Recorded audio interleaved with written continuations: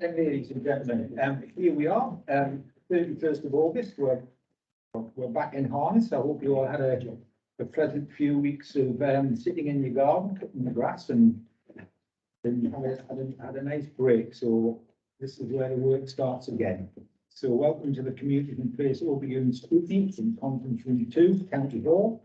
And it's just slightly after 2 o'clock, after a couple of minor technical issues.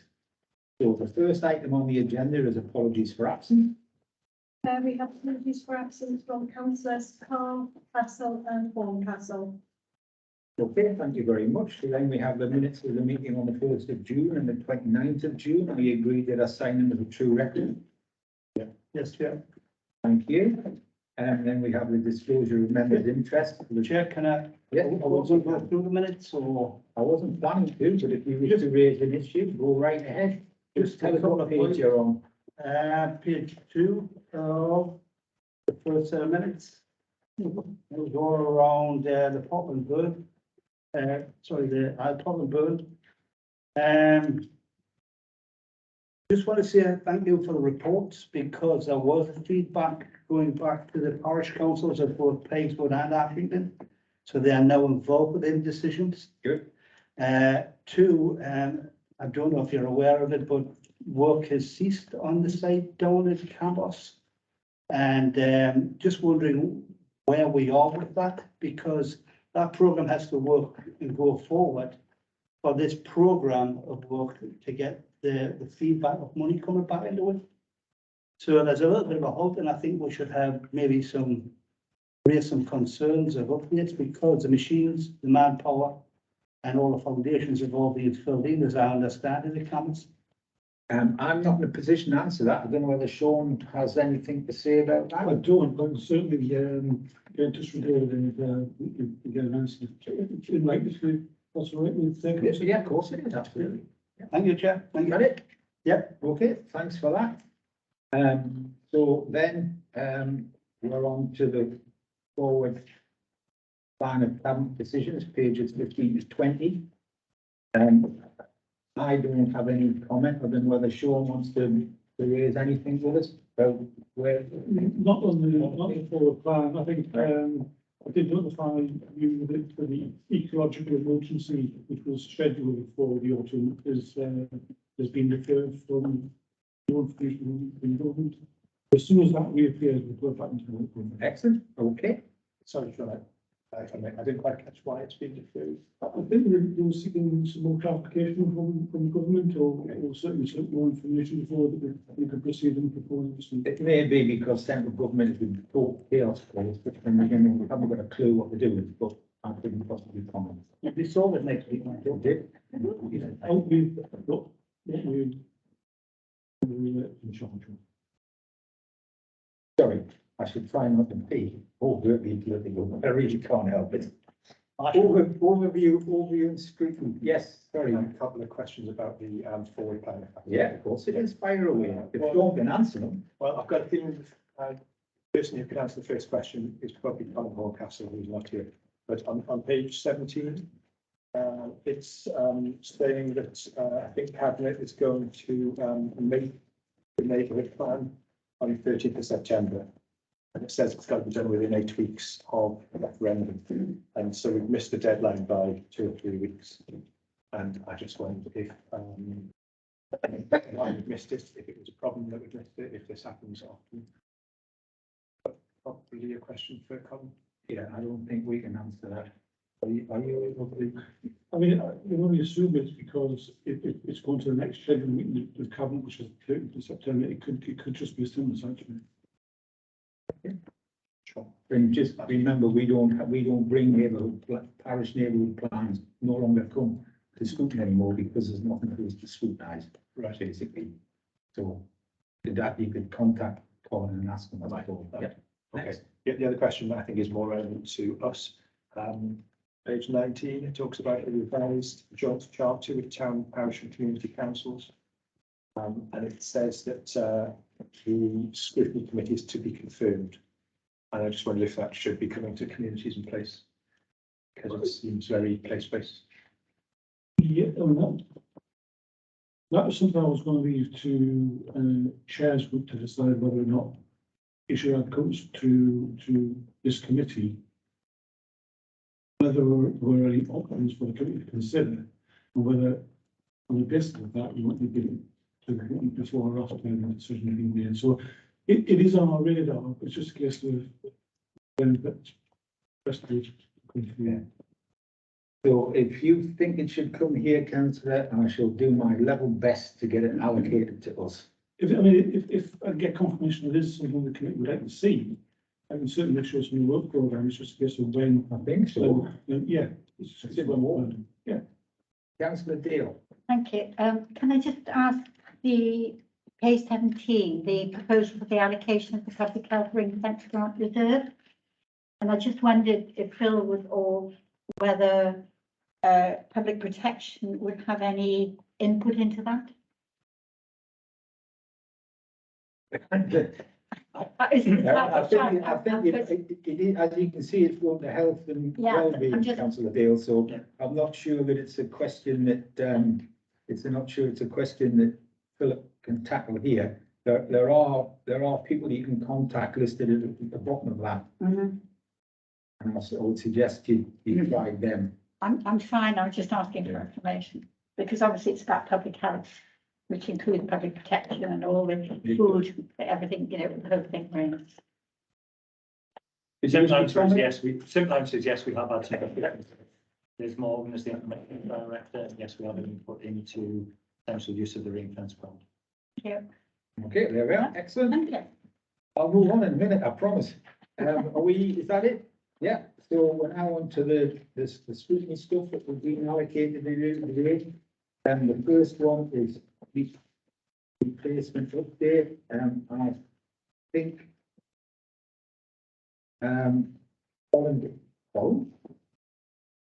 Horncastle would be doing this, wouldn't he? It's John. I knew it was one way or the other. I knew I'd get it wrong. So if John wants to speak first, and then we'll ask Mr. Jones if he wants to say anything, and then we'll just have a talk about the great report. Yeah, thank you, Chairman. I think Paul's going to take you through the detailed report, but I mean, you know, we have had quite a bit of slippage here with replacement of vehicles due to things like microprocessors and shortages of material, COVID, and the fact that any vehicles that needed, particularly ones that needed adapted, that really took much longer than we expected, and all of these sort of things combined to make a perfect storm for delivery of the vehicles. So there has been quite a lot of slippage, but we've managed it in the best way we can. I think it hasn't caused any problems with service delivery that I'm aware of in any of my areas of work. But Paul can take you through the detailed report. Okay, before I ask for the members, does anyone want to ask any questions of your portfolio holder, or should we hold those till later? Chairman, I will ask questions, but I want to hear. Yeah, that's absolutely fine. Mr. Joe. Thank you, sir. I think as has been outlined and is obviously detailed in the report, we do have a significant fleet replacement programme each year. You know, it's an essential part of council's investment to make sure that the vehicles are fit for purpose, that they're, you know, replaced on an appropriate life cycle, so they're not costing more money and the reliability drops off. You know, we've replaced them before they hit that point, so it's, you know, they're maintained and the services are able to perform a high quality standard of service to the public. So that's the fundamental reason why we invest. This year, it's always a challenging process in terms of the fleet replacement programme, working with manufacturers and vehicle dealerships to get the vehicles in on time. This year has been probably the most challenging ever for the reasons you've heard and for the ones listed in the report, which some of them are, you know, COVID related in terms of workforces not being available. Some of them are global market issues in terms of semiconductors. You know, clearly the body conversions have been a real challenge for us. In terms of the work that the team has to do, it's been extremely difficult for them, but they've done a fantastic job in terms of working with services, forward planning the programme to make sure that those key elements of plant and machinery and vehicles that are needed for service delivery, that we're getting long in the tooth, have been prioritised, particularly when you're talking some of those HGV and converted vehicles, now having a potential 2-year lead-in time in terms of some of the delivery arrangements on that. What we have found is that the council's arrangements around effectively owning a large proportion of its own fleet has worked to our benefit significantly. That was something that we review on a quarterly basis all the time with our colleagues in finance to see, is it better to buy them and then refinance them through finance leases and things. Because of the second-hand market, the return value of some of the vehicles that we have disposed of has been much higher, so we've benefited from that. It's also given us that much greater operational flexibility when we've had to extend the period that we hold on to vehicles. Been able to do that without going back to leasing companies to renegotiate leases, at higher rates and things. All of that's been really beneficial in terms of, some key decisions that have been taken that have worked in our favour on this period. What I would say is that clearly there are issues in terms of the ongoing supply of vehicles. We have had a whole host of delays, but that hasn't impacted on service delivery. The team has worked really closely with the service areas and has maintained that key service delivery across the board, again, to their credit. In terms of our arrangements around greening of the fleet, that has slowed down slightly in terms of just the pace that we would have anticipated, primarily just because of the supply issues around small vans. The supply of those has been heavily outstripped by demand nationally, so the lead-in times for those again is significantly higher than was originally, advised through the dealerships and through the suppliers. The other thing that's impacted that is fundamentally the products on the market. That there was an expectation that there was going to be some additional, models brought, particularly the bigger transit van type vehicles with a high roof line. There's very few, if any of them, that are on the market that are viable in terms of the operations we have. So again, that's delayed issues and had particular impact on some of the housing services that heavily use those larger type vans that who have been holding on their vehicles for some time now and just running them on. So we are continuing that process. As you see in the report, we've increased to 36. There's another 11 more vehicles awaiting confirmation to go to the EV. We also have been successful. We've delivered over 121 new vehicles in year. The report details there were 73 vehicles that were basically ordered but not delivered before the 31st of March. That basically means they're falling to the next financial year. Most of those, if not all, are now delivered or being delivered in the past couple of weeks. So all of those vehicles are now past the post. And we're obviously working through this year's programme as well. You'll see within the report we're also undertaking a hydro-treated vegetable oil trial, which is a drop-in fuel replacement as an alternative to diesel. That's something that we're trying for 3 months to see, does it work in our vehicles okay? Are there any issues? What's the MPG we're getting out of it? We don't envisage that there will be, because certainly from the research that the team's done to date, it all looks very, very positive. The only disbenefit is that there's a differential between the fuel cost on regular diesel versus HVO, around about 40 odd pence per litre. So there is clearly a significant additional cost were we to roll that out across the board.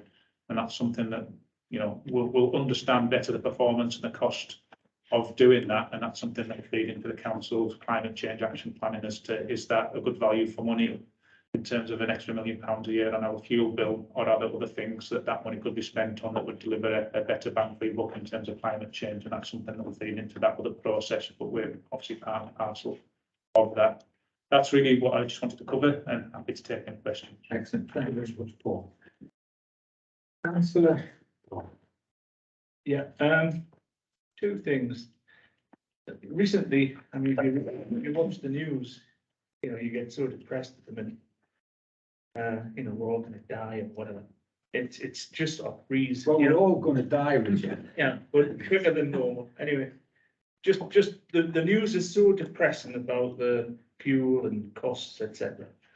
In the electric vehicle debate, there was a sudden rush for them. I mean, are we keeping an eye on the costs of what it costs to charge an electric vehicle? Because I read somewhere the other day that is becoming the same as a diesel or petrol. I don't know if that's actually true, because you don't know what to believe. And the other thing is, I know the farming world is in a bit of a turmoil with this pink, the normal DERB diesel, because, I mean, you know, I would pay tax when I'm plowing a field.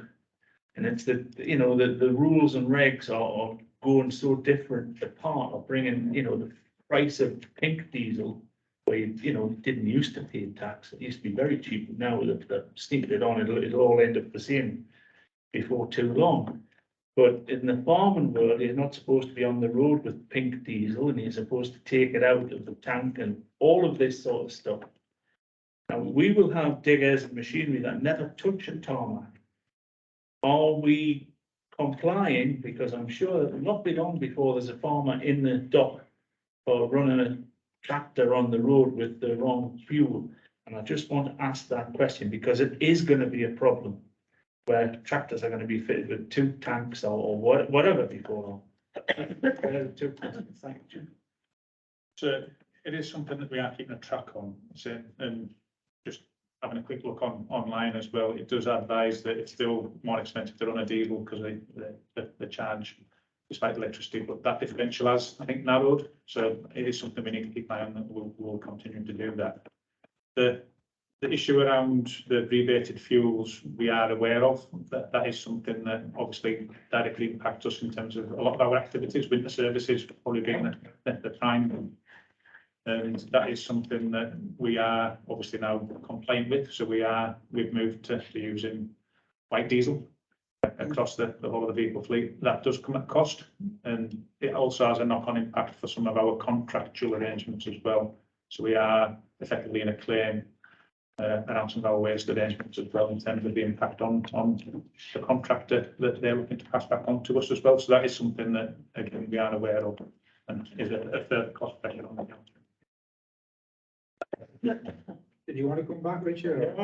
It's a wait and see what happens sort of situation, but it will impact on your budget, that's for sure.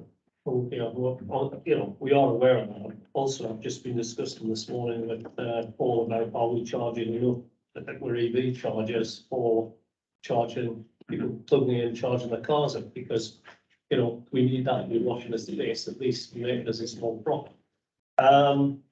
Richard's raised the red diesel issue. I already took this up before it actually became live with Guy Upman, and I got something back from the Treasury actually saying that for agricultural contractors, farmers contracting to the county council for snow clearance, there is still a dispensation that you can use red diesel. And as long as you're farming and using the tractor for a farming related issue, you can go on the road with red diesel. The issue might be different for hedge cutting and things like that, which aren't deemed to be exempt. But it is, yes, it is a problem, Richard. It's also a problem for theft, because now, you know, I think, you know, we'd be running our red diesel stocks down if we haven't already emptied them now. But, you know, those tanks, all our dirt is underground, so it's not easily pinchable, put it that way. Okay, excellent. Thank you, Councillor Gallagher, then Councillor Dale. Very much, Chair. Let's hope we can bring it back to the urban and get out the rural. Both it's been mentioned a few times, and I've just got to turn around and say thank you very much to the teams that worked on this, because the reality is a replacement fleet has got a management team behind that, and through COVID, it was very, very difficult with a limited amount of vehicles there, so they did a fantastic job to keep the functioning of the Northumberland County Council going. I think that Richard touched on something. It wasn't so much about red diesel, and I didn't want to speak about that. It's all about fuel against electric, with the price of electric going up, and that, you know, how are the budgets aligned with that? Through COVID, there was every job that we got, irrespective of what the service was, there was a double of vehicles. And that's, you know, it's a well done to get them in there and get them working. But there was also an additional cost to those jobs that were done to the council. So what I would like to see is, and proof of that, there are reductions in the prices of, dare I say, highways, where travel in various vehicles to get there. But it doesn't seem to be. So maybe that's something to have a look at. You mentioned about the part exchange prices are higher. That's right, you're 100% right. but so are the prices of buying the new vehicles. So you haven't kind of won. You're just balancing figures around. So to get that new one, it's just a figure. So, the other one was, I totally understand, well, I'm assuming I understand this right, that there will be a slower drive, to change from, the diesels that we've got to the electric because of all the things that's been mentioned, the war, the cost, the money that's comes from government, everything else. But I do have a great concern, and probably Nick will come in on this one as well. We are promoting a lot of green waste collection around Northumberland. And the new vehicles that we're bringing in, is it to deal with that, or is it just to replace the existing ones? Thank you, Chair. Thank you. So in terms of during COVID, as part of our changes to working practices to enable us to safely, from a health and safety perspective, safely continue delivering services, we did all host of work with the staff and the teams. That included things like putting in screens within vehicles, so there was effectively a separation between the driver and other crew members. We also separated out the driver from crew members in terms of provision of separate vehicles for crew members to be used to get to and from locations, including some of the refuse crews, where basically the crews were travelling in separate vehicles, separate to the vehicle where necessary. Pretty much all of those have now been effectively returned, all those, because they were higher vehicles, basically, we did that. That was a significant cost, but it was effectively only way we could continue delivering the services. So that was an essential cost that we had to incur.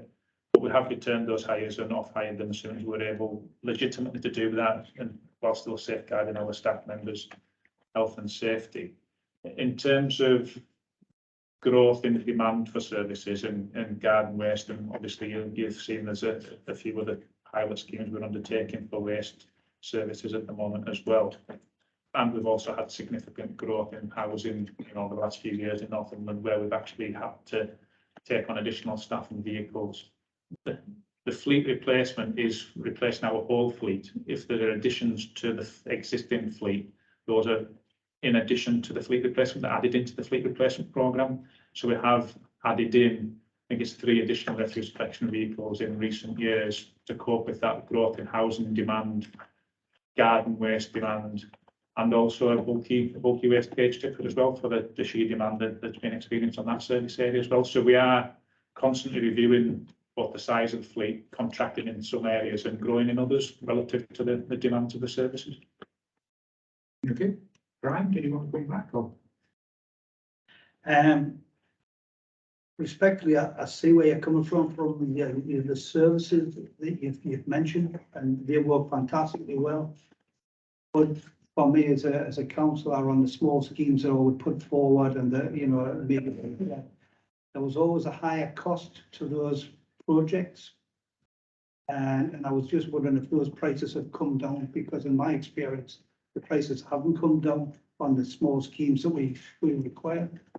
There was an understanding that there wasn't additional staff, there was additional transport laid on, which give additional costs to the job. And I don't see them reducing. So, everything else that you see, it's right, and it's a well done to the teams and the lads and lasses that did that. There shouldn't be any additional costs of double vehicles and things coming through on when we're walking through that things at the moment. Did we not get additional funding, COVID funding for some of that work? A lot of the COVID protection measures that were put in place were covered through central government. Separate funding. grant. Yeah. That was a grant funding, but I think it went in another direction, but that's another conversation.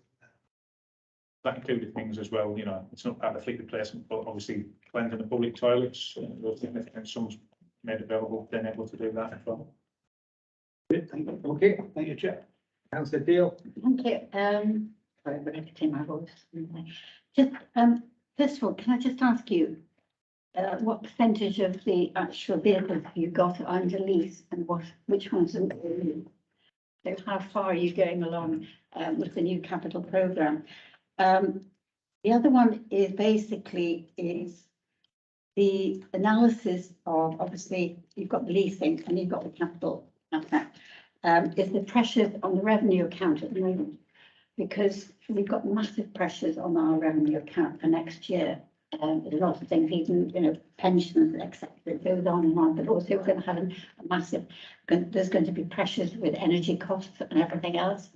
So what I'm trying to ask you is, I presume you take all this into account, but having started the capital outlay at the very beginning, before everything hits, how far are you in actually ceasing all the leasing of vehicles? And is there an opportunity to say, well, we're not going to get our leases? I mean, you know, we're not going to get our vehicles at the moment. I presume you're just carrying on leasing, but whether you actually give consideration when we're talking about budgets, about the cost of more capital going, which is obviously going to have a revenue impact. I tried to do a figure last night, but I haven't actually got all the information, so I couldn't do it. If you see where I'm coming from, it's just, it's a value for money. And also on top of that, so I might be able to also ask Councillor Riddle about the concerns or the complaints that are raised about maintenance or grass cutting, all the things that these machinery do. And what is actually the key, what are the performance indicators? What do they show the council? I'm not sure that that's something that could be raised. Not, no, I expect that. I mean, I understand that because it would be interesting to find out where. This is about fleet replacement, and your very first intelligent question is absolutely to do with this, but I think the other question is to be asked somewhere else, to be honest with you. Well, I'm trying to, you have to keep KPIs that would just give us an indication about whether actually we're actually spending the money according to where it's wanted. And if there's a shortfall or if there's something that isn't happening properly, then, I mean, I would like some more gully suckers, for instance. I've got terrible trouble with them. We all. I know, well, I just don't know how many more in the programme, but it's actually just to have a look at those things. But, Paul, are you able to grasp the financial aspect of that? the finance, and I'll defer to Davey if he knows better in terms of what proportion currently is. I couldn't tell you off the top of my head on that. But in terms of the process that we follow, we have an arrangement that's been in place for some time now with our colleagues in finance, where basically the council sets its medium-term financial plan based on our forecast of the life cycle of the vehicles that need to be replaced. When we're actually replacing those vehicles, we do purchase them outright with the council's own capital. Yeah. But then that information feeds into our finance teams. They go and they market that and offer that to various finance leasing companies to say, what can you do in terms of the borrowing, the borrowing costs for this capital in terms of these vehicles? And they market test that in terms of the cost of financing the capital for the fleet replacement programme.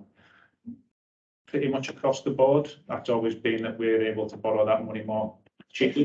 Very cheaply. And it's not just the actual borrowing cost as well, that's one factor. It's also what are they looking at in terms of the return conditions of the vehicles? Because obviously, they want vehicles in absolute mint condition. Our vehicles get a lot of hammer, particularly on the highways where we're in tar from activities. So the value of those, you lose out on that. You also have to hand the vehicles back at the end of the lease in a timely manner, which makes it not such an issue for small vans and things that are readily available, and there's no real big deal. We know when pretty much you can get those within a 9-month window, but more complex vehicles, HGVs with conversion parts and things and adaptations on them, trying to hit a definite date on those is nigh on impossible at the moment. And what you don't want to do is have to go back to the leasing company and say, I need the vehicle for another 6 months or another 12 months. Okay. And then try and have you back taken out in terms of renegotiating.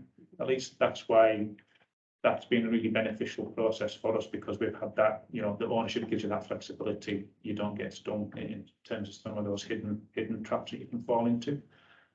Was there anything else that you wanted to add? Just the it has diminished over the years, especially since LGR we used to have quite a few what they were classed as operating leases with leasing companies. So the majority of the fleet for the County Council would be on an operating lease. It's now gone the other way, and it's diminishing more. I would say less than 20% of the current vehicle fleet are on a contract hire. Yeah. I'm sorry, it's 20% of what I could ask. You'll happen to clue. I don't know. I mean, you just look at, I'm just saying figures because you've got 121, for instance, new vehicles registered in this budget year. But I don't know what. I'm absolutely fine. The current fleet size is about 790 vehicles. Sorry? 790 vehicles in the current fleet. In terms of your about performance indicators, the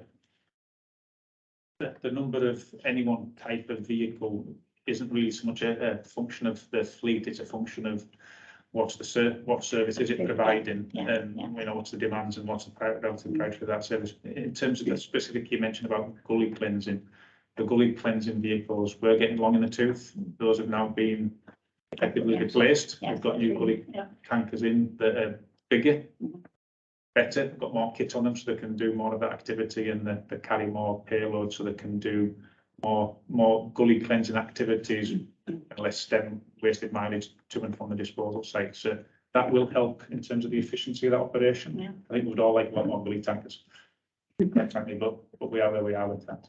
Well, we had an awful lot of breakdowns with the old ones as well. We did, we'll get quite often off the two. Okay, yeah. And as far as, I mean, I will attempt to answer your question, Councillor Dale, on you mentioned grass cutting, I think as well, didn't you? And Well, no, it's just. no, it's just what I'd say is that as we did last time, I think the leader's intention is that we go out to the public and ask them what they think really matters about the budget concept, and then we try and, you know, take some of the views as best we can on board. So that's what I'll say to that. You know, it's going to be a difficult budget. We all know that. You know, we've got rising fuel costs, as you say, rising energy costs. And, you know, I've been asked to save quite a lot of money out of the highways budget, so it's not going to be easy. No, I can imagine that. That's what I'm saying. You know, if you're putting the revenue, is obviously maybe you don't want to hit the revenue cap so much if you're going to have it cut out of the actual revenue budget. So I'm sure we'll have to That's probably, sorry, that's probably a discussion for another day. I did another scrutiny committee actually. Okay.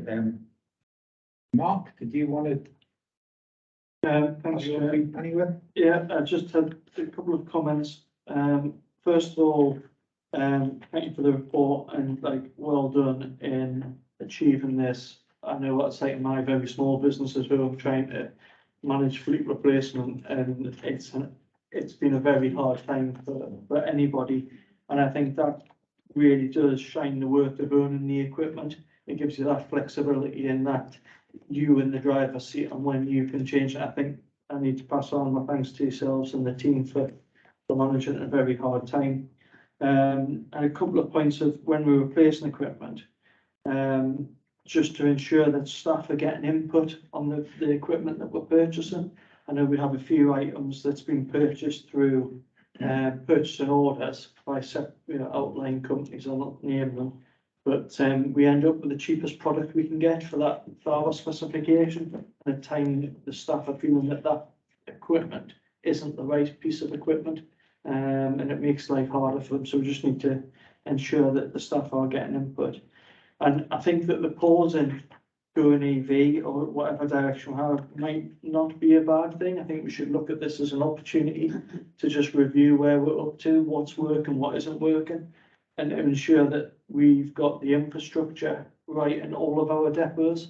Because what I would hate to think is we're just going EV to buy electric off the market, where if we can get the infrastructure into depots where we're harvesting as much energy out those depots as possible, storing it and then putting it into our vehicles at night or, you know, whenever they're charging, that's really important. So I don't think we should look at this pause or the slowing of it as a bad thing, because you could read it as a bad thing, but I think we should use this as a real opportunity to improve. That's all I had, Chair. Okay, thanks, Brian. You indicated again, and then make a point. Thank you very much, Chair. I totally agree with the Vice Chair's sentiments around feedback around equipment, and that we're not price driven, that we get the right machines for the right areas. I think we've all been burned by that through our experience. And if it's 50 quid cheaper, I think we've got to be careful the policy doesn't drive you towards buying the cheaper one. So we want the right thing and get the feedback of the workforce. Just as a bit of clarity on 2 points was around, you mentioned about the replacement gully cleaners. Was that a black and white thing or was it a grey thing? The reason why I know about black and white, we've replaced them and we're getting rid of these ones. Because we've got so many gullies that need attention, wouldn't it be great if we could have used the old gullies with men trained on there to try and get on top of our workload on that? It just seemed to be the way it was presented, it was black and white, we've got a new one now, we've had an old one, then we've got a new one. We could have used that old one for the next 6 months to get on top of the numbers. And the other thing is, I get what you're saying about lease, but the thing is, lease is becoming very popular now, even in people buying cars. So the reality is, I get what you're saying that we've kind of clicked a little bit, but is there a maintenance thing over that? Is lease something we should maybe embrace, or is it something we should keep staying away from? I think you've done a fantastic job up to now to keep the budgets going, but I think in the future, lease may be the way for us to go to get them more reliable vehicles to do whatever tasks they do. And the point that you made, John, about public consultation, we'll see what the public's got. These guys have got the knowledge and they should be driving the program. If you've got a factory, don't ask the guys at the coalface what's happening with a business program. So the reality is, I don't know if you're deflecting the running of the council to the general public when these guys have got it in control 100%. I'm not going to ask you to comment, John, but I would just, don't poke the beast, Brian. But he started. Can I just? Yeah, carry on, and then it's Councillor Morford, then Councillor Deal. In terms of staff feedback, that is something that is an essential part of our existing processes in terms of the process we go through when we're looking at replacing vehicles, as well as looking at what actually is out on the market in terms of, so we don't just replace like for like, we do look at what's the fundamental objective of having that vehicle, what is it we're trying to deliver with it. And if there's better things on the market that, because, technology changes, you get new bits of kit that can help significantly make life easier for people to do a good job. That is something that we'll get demo vehicles in, we'll get demo plant in, and staff feedback from that is a key element of that decision-making process. So that's something we wholeheartedly take on board and really value. In terms of the EV infrastructure, that is something that there is already, EV infrastructure in the depots, both in terms of charging points as well as some PV panels and also ground source heating to actually space heat some of the places. But I think without doubt there is more that can be done on that, and that's a fair comment to make, and we'll continue to work with our climate change and energy colleagues to look at that. Because obviously if you can put renewable energy into a renewable EV vehicle, all the better, rather than from the national grid. In terms of the gully tankers, again, similar kind of process. We went through a review to look at what was needed, what was out there.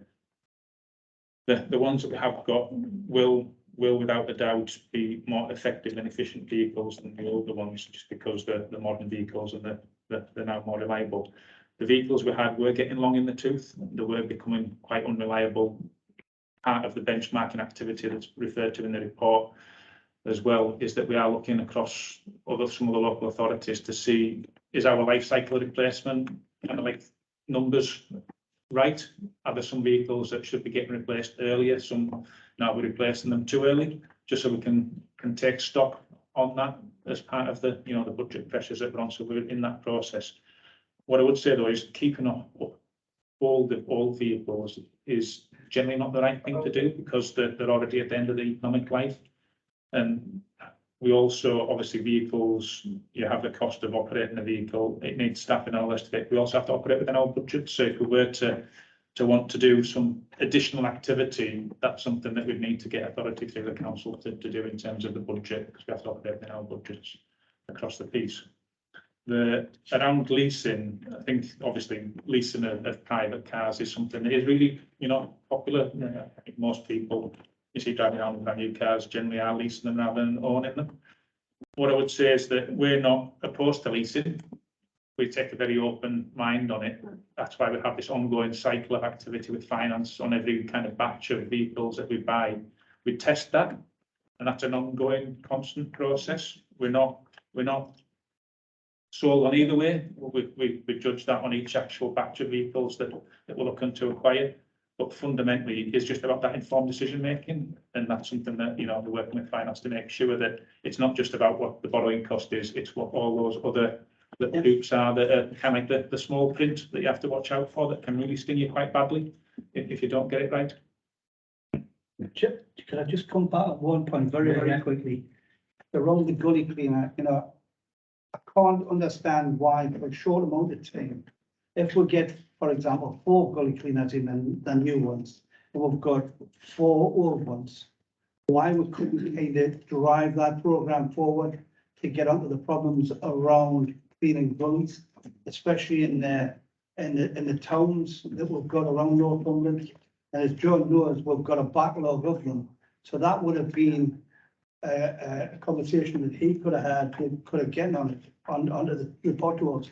And I remember having a conversation with Richard at one of the scrutinies, and when he was saying there was flooding inland in the rural areas, we called it a puddle in Ashington, Newbiggin, Blythe, Lymouth, because there's still massive problems, and we need to get those backlogs.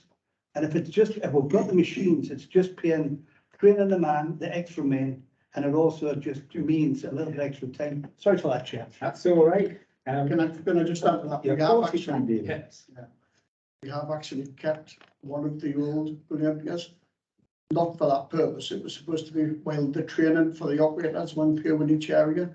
But we have still got that Gully, and Chris Westerby within Tech Services has been utilising it in between the training programmes to get to the backlog of some of the areas. Appreciate it. Thank you very much. Jeff, can I just respond? Because actually that was something that I did say when I had the photo shoot, when we had the 4 new gully subbers. I did say, could we keep a couple of them for 6 months to clear the backlog? So I did suggest that at the time, Brian. And has it happened? To an extent. Yes, thank you. Well, we do seem because it's the first one of the new season, I'm giving everybody a bit of latitude, but can we just get back to the content of the report? Would be really cool. I've got Councillor Morford, Councillor Dale, Councillor Dawn. Thank you. I just had a few quick questions about electric vehicles, all based on stuff I've read on page 27. At the bottom of section D, it says that 19 small vans, potentially electric, are going to be purchased. I'd just like to know, is the reason that they're not definitely going to be electric because of the difficulty in getting hold of electric vans? It seems a shame, given that small vans, you know, there are some very good electric small vans available. It'd be a shame if they weren't all electric. And then caged vehicles. What's involved in getting an electric caged vehicle? Presumably, you've got a way to release date, and then you've got to modify it. Is that going to be a significant barrier, or are you expecting that the caged vehicles will be electric? Then the 38, moving up the 38 large panel vans, it says potential EV replacements, but you did say that, you know, there's trouble with electric and large electric vans. Could they still be electric, those large vans? Do you have a release date yet? And then finally, moving to the top of the page, the 58 large panel vans for housing that weren't delivered by the 31st of March, but I think you said have been since. Presumably they're all non-electric, is that right? Non-electric. Non-electric. We held back on the large vehicles for as long as we could in terms of to give us that opportunity to consider EV or not EV, but fundamentally we got to a stage where for the reliability for the service and the service delivery, we had to commit because they were getting too long in the tooth and unreliable. And there just wasn't models on the market to enable us to do that. So we've had to bite the bullet on that and move forward on that. But we have still phased as many as we can and pushing back as many as we can to give us that opportunity to reconsider. Okay, so the 38 that are yet to be ordered, So would they be diesel? sorry, what was that? The 38 which are yet to be ordered, are they going to be diesel or electric? 38 large vans. Oh, yeah. Yeah, It's just they are potential. we've had several electric demonstrators. For that size of vehicle, as Paul tried to describe before, that the height of some of those electric vehicles for getting climate in and out for the trades that are working on housing, it would mean it was a bit too restricted. So there's more models coming on the market for that panel van, and we're waiting. We've actually got one in this week from Ford with a high roof. So yes, potentially those ones can be can move to electric. You mentioned the cage tippers as well. There's a conversion company at North Shields, Vic Young's, and they've done some 3.5 ton caged tippers. They're the only ones that I'm aware of in the UK. So we've got a 3-week demo with one of those to take around all the different areas to check that out. And we have got a number of those caged tippers that are on this year's programme and next year's programme to be replaced. Right, thank you. And the small vans, are they going to be electric or not? The only smaller vans that aren't under consideration at the minute are the ones that are, and there's not too many of them, that need capacity to tow a trailer, because electric vehicles, the towing capacity isn't as good as a diesel vehicle. But there aren't too many of those, so it's probably only moved to about 5 or 6 of the small van fleet. It's not suitable to go to the small electric vehicle. Okay, thanks. Yeah. Yeah. Okay, just, first of all, just to support Brian's view about the gully cleaner, just to say in our area, which covers from the border up in Scotland, Scottish border, the Cumbria border, and the Gateshead border, we have 1 wagon, and we have 17,000 gullies, and the rota is every 32 months.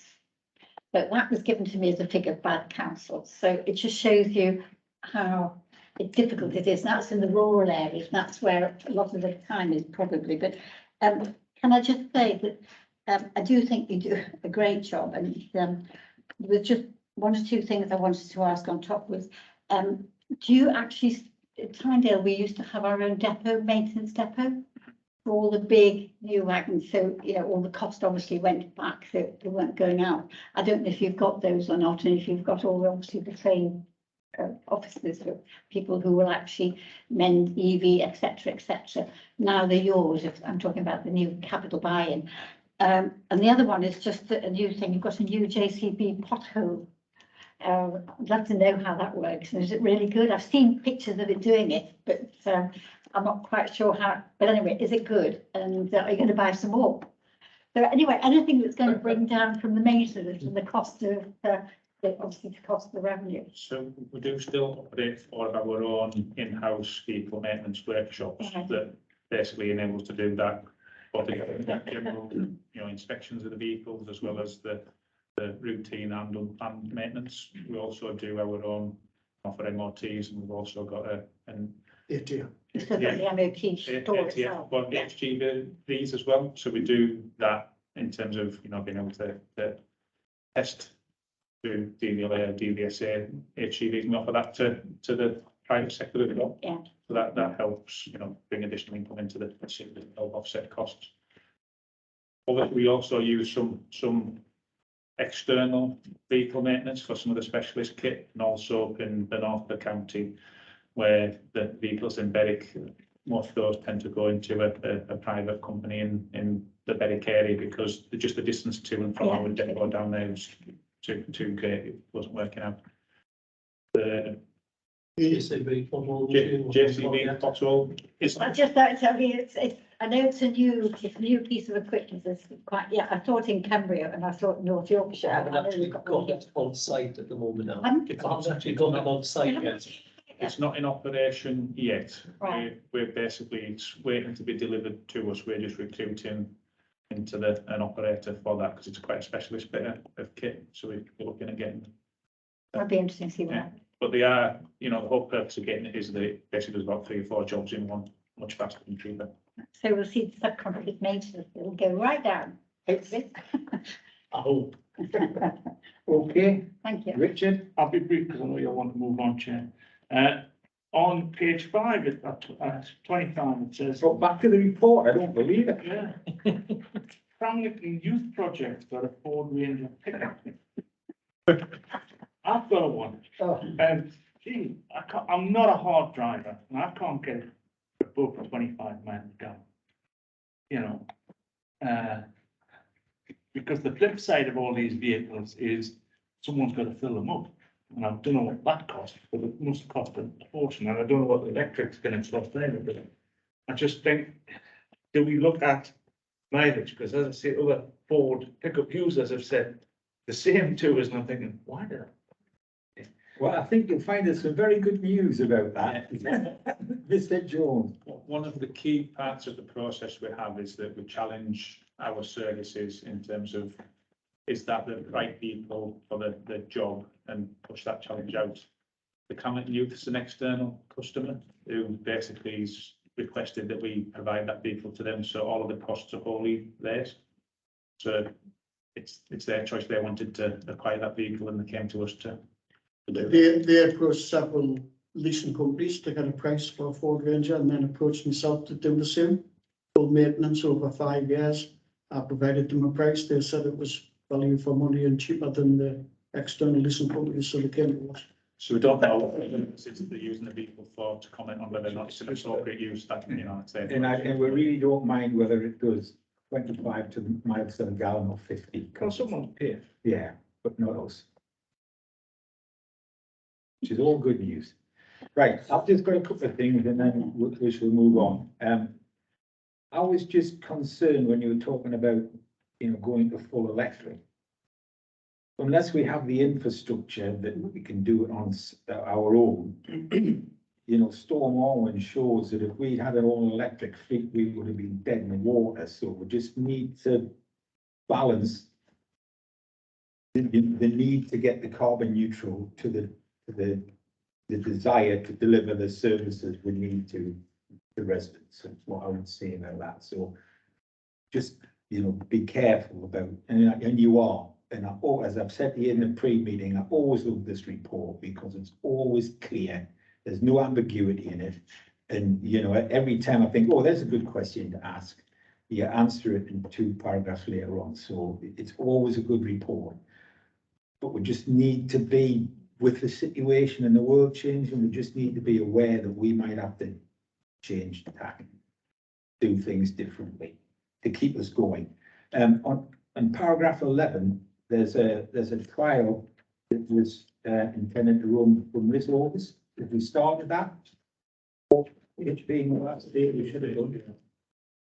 The HVF fuel trial was delayed. We had some, I think it's been mentioned before, but the gas oil, that was the bulk gas oil that ended. So we had to use one of those tanks, but we found it was leaking. So the delay to that HVO project was put off. We then ended up moving the site of that project to another Deptford State Ford. Right. But it is started about 2 weeks ago. Oh, there we are. So it's in progress, so we should have something out for them. Excellent. And then the other questions about this HVO fuel. And yet you try to explain to me, and I kind of get it. But is it always going to be more expensive than ordinary diesel because of the way the price works? Is it just, this is how much diesel is, and HVO is always going to have a premium, or is there going to be some kind of movement, as we've talked about? Electricity is, you know, charging an electric vehicle is now coming close to filling a car full of petrol. Then once the petrol market seems to be settling down and the price seems to be coming down very shortly, it could be the other way. So I was just wondering whether you think HVO is always going to be more expensive, and if we do it, we're just going to have to suck up the difference. Well, last year, Chair, and you know, you can get this fuel for tractors as well, for agriculture, and there wasn't a big differential until the prices started up, and then they put this price up.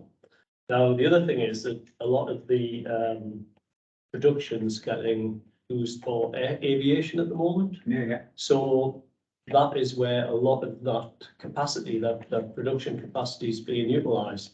I'm told, and I haven't got this gospel, but I'm told that there's a site in the north of England that's going to come on stream in the next few months, producing HBO as well. So hopefully, you know, it's the old thing of supply and demand. Yeah. Hopefully the price differential might diminish, but I've got no evidence that that'll happen. I think they did jump on the bandwagon and put the price up, to be quite honest, because, you know, We could. just because of the war and the fact that, you know, what OPEC's doing at the minute. I mean, there is I get a weekly price for fleet diesel, and in the last 2 weeks, the wholesale price of DERV without VAT has gone up to, this last week's price is 156 pence per litre without the VAT on, which is the same as what you can buy at the pumps. So next week, I think your diesel will be costing you more because it went up another 4.9 pence last week and it went up 5 points something the week before. So fuel is going to way up. So basically, it's still going to cost us more than ordinary diesel. It's crystal ball, yeah. Which is, and I just think that this, you know, you must have dozens of crystal balls because this is just, it's a nightmare as far as I'm concerned. You're thinking 2 and 3 years ahead. You've got to be thinking what's going to be happening in 2 or 3 years' time to get this right. You know, you do a good job. There isn't any doubt about that. And there's one other thing to say, and then just the thing about the weird sentence. You're talking about vehicles being delayed. So are you now going to have to start thinking about ordering its replacement before you even get delivery? We already, prior to pandemic, were ordering vehicles from the following year's programme. We were planning over 12 months ahead when we're prioritising the activity of the team. And I want to do that 18 months, 2 years ahead. And that's part of the reason why we're looking at this benchmarking in terms of life cycle assessment to see, you know, how far we can push that on a cost benefit basis. Are we getting it right or not? But by default, just the delays are already pushing us, you know, into 8, 9 years for some of the bits of kit that we're looking at. Okay, well, you know, keep looking at the crystal ball. You're doing a good job as far as I'm concerned. But there is a sentence on page 5 of the report, B, and it doesn't make any sense at all. So if you could add the words you need to add to that at some point, I would appreciate it. And if you would like to explain what this is about, Conceal and Leisure Centre. It's on page 25 of the bundle, again, B, where it makes reference to various agricultural tractors and mowing equipment enable, and it's got for Conceal and Leisure Centre. Basically, as part of the redevelopment of that site, they need a new kit, so we've provided that kit as part of the provision of the service to them. Yeah. But as you know, it don't make sense. So Excellent. excellent. It's what our drafting. Yeah, well, it just goes to prove that you're right. If you write a good report, then you've just stuck that in there to make sure I've read it. Excellent. So thank you all very much for appreciate it and keep up the good work. And I look forward to seeing next year's report. Thank you. And you can stay if you wish, but I'm sure that you'd rather go and do something else. Okay, we now move on to the second item, which is the food and feed safety standards service plan 22-23. So the quest is going to handle this all by himself. Thank you. Yeah, So I think we're just going to do the report, and obviously we'll do the same again. Any questions, raise your hand, and you can speak as often as you like, and you'll get a chance to come back. So. thank you. So ordinarily, you would see this report on an annual basis, but a known thing called COVID has actually sort of interfered with the frequency of this. In terms of the report itself, there is an expectation under the current food FSA framework that we produce a report or a service plan, should I say, and that service plan in turn is adopted, endorsed by the organisation itself. And the format of that plan follows a specific format as set up by the FSA.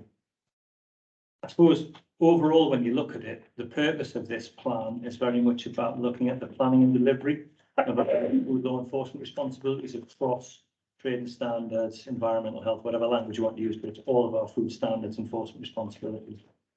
So what the plan is seeking to do is both set out in front of you what are the actual areas of planned work, proactive work, reactive work, and responsive work, and how we in turn allocate our resources, which sit within what's referred to as the commercial team and in trading standards to deliver against that expectation of the FSA.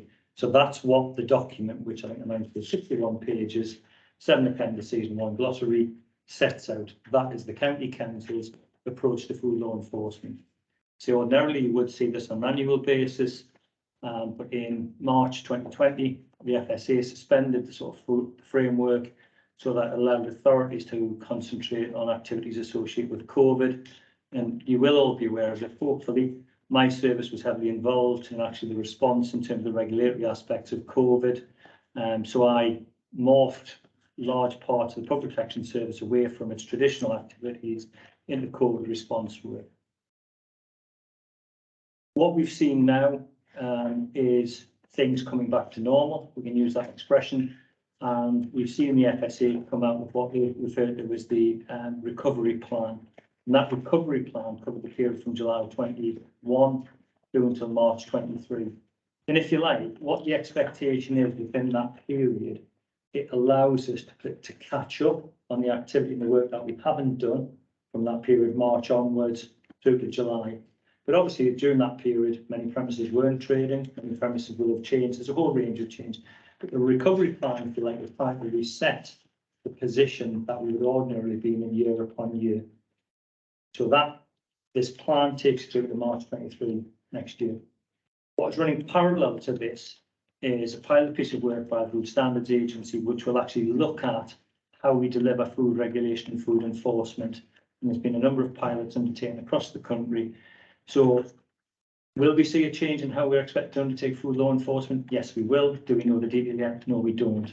But it will come through the system as time goes on. In terms of the intervening period, there's a couple of things I'll comment upon which are in the report. As well as sort of addressing COVID and the issues arising from COVID and COVID enforcement, which was challenging in its own right with, as you appreciate, the impact on the general public, the impact on businesses. We were receiving new legislation literally at 11 o'clock the night before. It's actually supposed to be the day before. So that put a huge amount of pressure on the Public Protection Service and on the officers themselves. What we also saw at that time, though, was the withdrawal from the European Union and the introduction of some new requirements for specifically environmental health or certificated officers. And that is referred to in the report, and you'll see that that refers to export health certificates.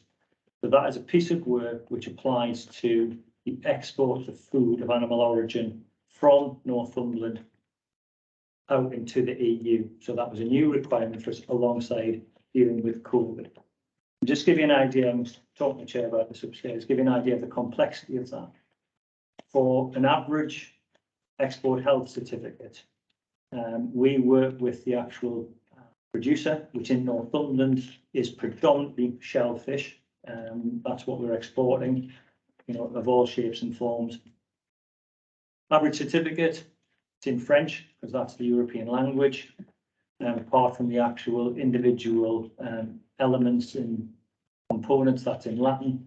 And an environmental health officer will sign one of those larger export health certificates 44 times, having gone through cross bits out, added bits in. That document then goes with the product abroad. So that was a huge piece of work for us during that period of time.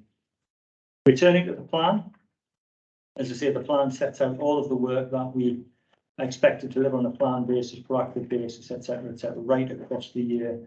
So we often refer to it as a farm to fork, because what we're looking at here from the animal health trading standards perspective is animal feed. So what's going into the food chain, right the way through the process, right through to what you will see in terms of, the public will see, or may see, should I say, food hygiene star rating on the premises themselves. So we've got about 4,000 premises, it's 3,950 if I went to the report, about 4,000 premises across Northumberland. They are subject to an inspection programme based upon risk. So we don't inspect every premises every year, we do it on risk. So some will be inspected twice per year, some will be alternative interventions. And I think what's pleasing to note is that, again, when you look through the report, our actual 3-star rated premises and above is actually 98.3%. So that's an indication of the quality of the food premises themselves. It's not an indication of food quality. It's not a Michelin star. It's saying, you know, they are well managed, they're well cleansed, etc., etc. It's 98.3%. And if you look at that on a national average, we exceed the national average, which is 96.9. And even for a regional average, it's 98%. So if you like, you can take comfort in the fact that the premises within Northumberland, 3-star and above, are good, and it's higher than the actual national average as it stands at the moment. We continue to work with and support a whole range of different activities. We've referred again to Produced in Northumberland, which is a food source verification scheme. It's very much, if you want my expression, owned by the members, the producers themselves. And this is about actually giving a food verification to say that this food has been produced in Northumberland, so they can use that to market their product, you know, successfully. It is something we're still trying to grow as time goes on, but again, COVID has impacted on a whole range of things that we would ordinarily wish to do or wish to take forward. I think when you look at, you know, the highlights of the report itself and the highlights of the plan, we have achieved our targets within the actual food recovery plan. So we have achieved our performance targets as viewed by the FSA. So that's been a positive. And again, I think what's, you know, if you had the opportunity to read the plan in full, it gives you hopefully a better understanding of the breadth of work that we do across the service. So there's everything in there from, you know, dealing with, let's say, and I was going to say traditional, because some of this is traditional to the service, you know, food being misdescribed, food being sold as fresh, which is actually frozen. We deal with alcohol and ABV in terms of, is it actually got the adequate alcohol content in, etc., etc. So all of that work is picked up across a relatively small team. And again, you will see at the back of the report, the actual structure for delivering this itself. So we have a commercial team, which deals with all the food safety, health and safety. And we have a trading standards team. Commercial team is dedicated solely to that work. Trading standards is also delivering that work itself. But in total, you're talking 12 to 13 people doing that, you know, on behalf of Northumberland on an annual basis. So overall, Chair, I'm not going to go through anything more than that. What I would say is, you know, commend the report to you in terms of the recommendation there, in terms of recommendation to Cabinet. But I think it is just to acknowledge the work that's been done. And this is not me taking the kudos personally. I think it's about the work that's been done by the individuals within the service over what has been a very challenging time and what will be a changing time, I think, as we work forward with the FSA in terms of the new food enforcement plan as it comes through. Excellent, thanks for that. Questions? Yeah, can I ask? Well, sorry, it'll be Councillor Morford, Councillor Beale, Councillor Dodd. You just hesitate that. I did, because those two answers, Richard, and I was looking to you because I thought you were going to beat you to it. They're on the draw then. Absolutely. Thank you. Thanks for the report. Got a few questions. One is something on page 56. That's the second paragraph. It talks about how many unrated food premises there are, and it breaks it down, and it says that of the 87 which have been waiting for more than 6 months to be rated, 10% are not low risk. And I just wondered if that, I mean, I think your team is doing a brilliant job, but is that a concern that 10% of them are not low risk and have been waiting for over 6 months? And on a similar note, on page 61, it says that 1,177 premises haven't been inspected for feed hygiene. I just wondered why so many. And if you don't mind me adding a few more questions. On page 72, it talks about the NETSA Animal Health Panel and the National Agriculture Panel. It says that we have representation on those panels. I'd be quite interested to know who represents us on those. Okay. And then second last question is produced in Northumberland. Is the County Hall Cantina a PIN member? If not, why not? And are all our food outlets PIN members? And if not, why not? Final question. It might be a tricky one to answer right now, but I've read every word of the report and the plan, but Really, I would have never have guessed. I still don't know the difference between public protection, environmental health, environmental protection, and public safety. If you are able to define that. Yeah, well, on the board. So, would you answer that question first before you go to the other ones, Phil? That's right. All change our mind. Yeah. Yeah, things just wash over me, and I've often wondered, and You've wondered. So I am the Director of Housing and Public Protection. So public protection is the overall arching name for the public protection services, which comprises, well, I can list them all, but it's environmental protection, it's community environmental health, Australian standards, it's commercial team, it's licensing, etc., building control. All of those form the actual public protection service. So some of the language in the report, I need to look at exactly what you're referring to, may just be poor use of language.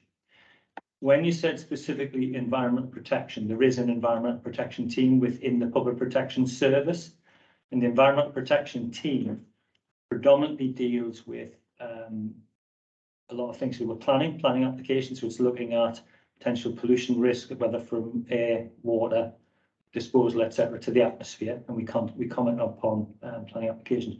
But in the context of this, within the environmental protection team, we've also got the responsibility for the inspection of private water supplies. So we've got 2,000 plus private water supplies across Northumberland, some of which will supply large estates, some will be individual premises. So there is an environmental protection team within the public protection service. What were the other descriptors that you? There's environmental health. Yeah, so I suppose professionally, actually, I don't know if I am anymore, let's be honest about it. I originally qualified as an environmental health officer. So an environmental health officer is a very generic term for whether it's a person who's qualified as an environmental health officer or that function. So at one point, you just had environmental health officer who did everything. That's now been sort of disaggregated. So you've got very much specialist in environmental protection, etc. So it's often used in a generic word, but in this context, if you look at something like an export health certificate, there are only certain people who can issue an export health certificate, and that's somebody who's suitably competent and qualified, which would include an environmental health officer in that context. It also includes veterinary surgeons. So without looking at the individual detail within the plan, I couldn't say, well, does it mean at this and that context? But yes, there are some terms which will be interchangeable. That would just be possibly the way it's been constructed as a report. But yes, environmental health, I suppose, is a generic term referring to a lot of the functions that are delivered by what you would see as an environmental health service, which is traditionally food safety, housing standards, housing safety, nuisance, noise, nuisance. They would term be environmental health functions. Whereas if you like trading standards functions, wouldn't include that. Would be very much about your nature, quality, substance, animal health, etc. It's yeah. Was it? Well, you did ask. Yeah, no, that's it. Brilliant answer. There will be some of it will be interchangeable terms, but it depends on the context of that report. If you say on page this, what does this mean? I suppose it means this in this context. Yeah, well, that's helpful to know, and it's also context dependent. Yeah. So before you continue with the other questions, Philip, it might be to, like, for want of a better phrase, a learning point for the next time you do this, that there is a consistency of what things are called, or sort of a glossary somewhere that indicates. There is a glossary. But it hasn't been like. I don't. Anyway. I don't look at the glossary because in theory I'm supposed to know what the terms mean. Anyway, in theory, it may be something Yeah. that you would like to pick up. yeah, we can have a look at that because it might be correct in the context, or it might be just language that's being used. Yeah. Right. So do you need to answer more? Repeat the questions and then answer them one by one, or have you got them there? I think the first question, if you could signpost, it was page 56. Yeah. And it was a particular paragraph, I think, that you referred to in terms of the 10%. Is that right? Yeah.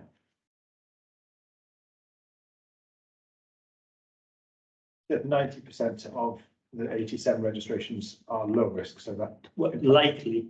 yeah, So what would happen is, so we've got, well, we don't have, I was going to say, we've got a fixed number of food premises. That's an absolute lie on my behalf, and I apologise. We've got a number of food premises in North England, which will change from day to day, week to week. So when somebody opens a food business, they are legally obliged to register it with the local authority. So even if it's existing premises, if it changes hands, it has to be registered with us. So we will get a food registration form in, which sets out a range of pieces of information about the business. From that, we will do a desktop exercise to risk assess whether or not we think it's high, medium or low, if you like. So if you get something in a corner shop and what they're doing is they are selling wrapped sweets, that is a low risk food premises for us because of what it is. Vis-a-vis if you get something which is producing something on a cook chill basis, you know, supplying hospital, that's going to be high risk. So you will get that initial assessment, which is done at the point of receipt itself, point of receipt by us. So that's when we would say 30 of them are likely to be high risk, and then we would prioritise those for inspection over and above those which are likely to be low risk. But that very much is a point in time, because when this was written, that was about on the 1st of April. That whole thing will have changed now because many of those businesses will have been inspected, other businesses will have closed, and new registrations would have come in. But our approach has always been, and you can apply this to COVID as well, we've always adopted a risk-based approach. So this is no different. So whenever we inspect premises, it's on risk. Whenever we get new registrations in, we assess them on risk, and we will always target resources to those where there's highest risk.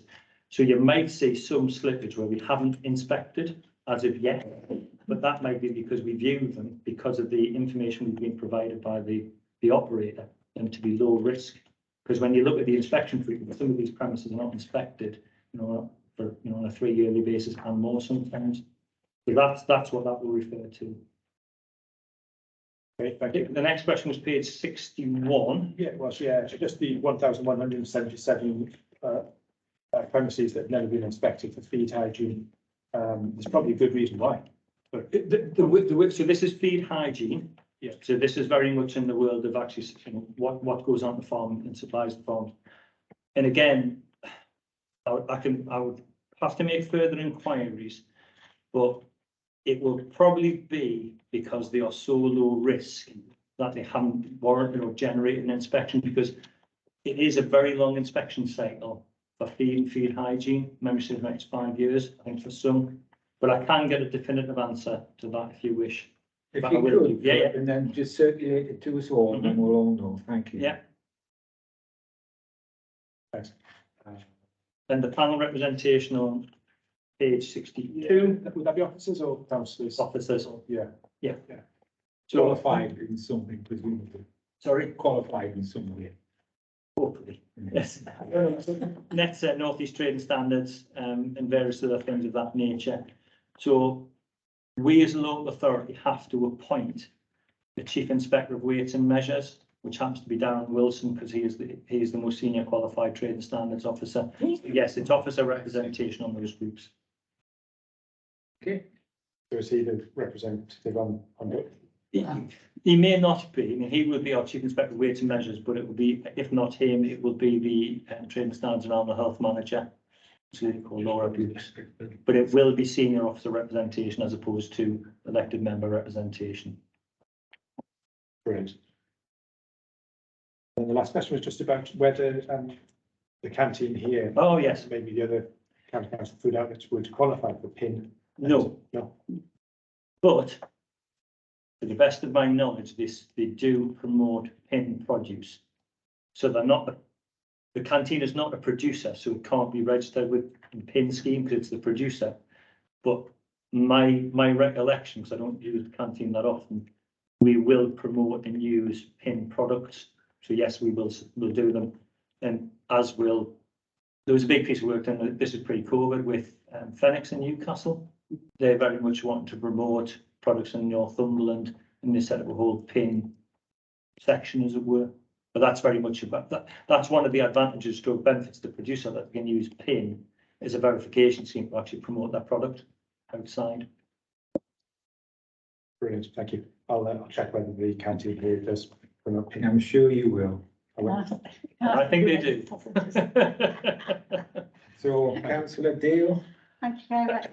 Thank you. You've actually answered one of the questions, was about private water supplies. And also, I presume, private septic tanks, where you've got a big, housing thing where they are using, there's all kinds of septic tanks, but because they're quite, but you use them, but not under today's discussion, so. No, That's all I wanted to. not part of the food and feed plan. No, but you mentioned it, so I thought that's taken my one. The other things were just to say, I'm amazed how broad your work remit is, because especially with Brexit and all the changes, and I mean, having to sign a form 444 times, it just seems astronomical. I know what we have to do, but the forms and everything else that's coming in that you have to manage. Can I just ask you about one other thing, farmers markets? Only because I got told off once. Do you still actually look at the farmers market? Because I remember when I started Hexham Farmers Market, got into trouble because somebody brought some drink along. We didn't have a license, so they were standing within the meat thing. But anyway, that's going back. So do you still look at farmers markets? Unless there is a specific reason to do so, probably not. Well, you So probably do the we basic. may get involved with the farmers market as part of a setup, as part of a discussion about how it's going to operate, etc., etc. Mhm. And we will get involved because we will actually go along and have a stand there on occasion. What tends to happen with mobile producers, etc., yes, they are part of an inspection regime, Yeah, but they register at their place where produce. the equipment is kept or where the vehicle is kept. So you could have people here in a farmer's market who are actually outside of Northumberland. So the local authority where that equipment would stay would be responsible for inspection. So yes, we have an involvement, but it wouldn't form part of our traditional food inspection program because it's an ad hoc activity in a lot of the cases. Yeah, no, I mean, I just think you're quite right. Yeah. Probably it will be from their Yeah. home place of produce. And just to say that I noticed you did 1,144 written enforcement. So you are proactive, aren't you? I think what I would say is I'm not saying, sorry, proactive, I No, think no. it's good. the driver for this is about better regulation. Mhm. So that's what we're trying to do. What the FSA is saying is there's a guide to better regulation, guide to better enforcement. Our approach with businesses is always trying to encourage and support businesses in terms of economic growth, in terms of actually maintaining businesses. So for us, enforcement will follow where it's a necessity or whether it's a specific requirement to do it or an expectation by the FSA. And that will take various forms. So when we're talking about potential written warning or something of that nature, it could be what we call an on-the-spot notice, which is left at the premises, just basically you've got to do these works. But yes, we will, like any part of my service, it's about risk. If we think the risk is high enough, we will use the appropriate enforcement power.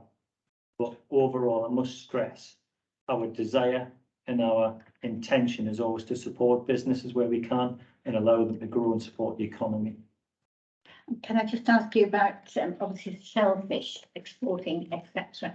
The endless paperwork, do you see that paperwork growing? I don't see, ultimately, it's not something we have control of. I don't see the paperwork actually growing or changing. And as I say, it's actually up to the producer to determine who they want to issue their export health certificate. It is either an authorised veterinary inspector or it's a qualified environmental health officer. It so happens that, many of the producers in Northumberland, especially shellfish, happen to use ourselves. They could use a different route. They could use a veterinary inspector or they could use something else. I don't see the paperwork changing, but equally, I don't see the demand and complexity changing when it comes to officer time. It will be there as a pressure. Thank you. okay, thank you, Richard.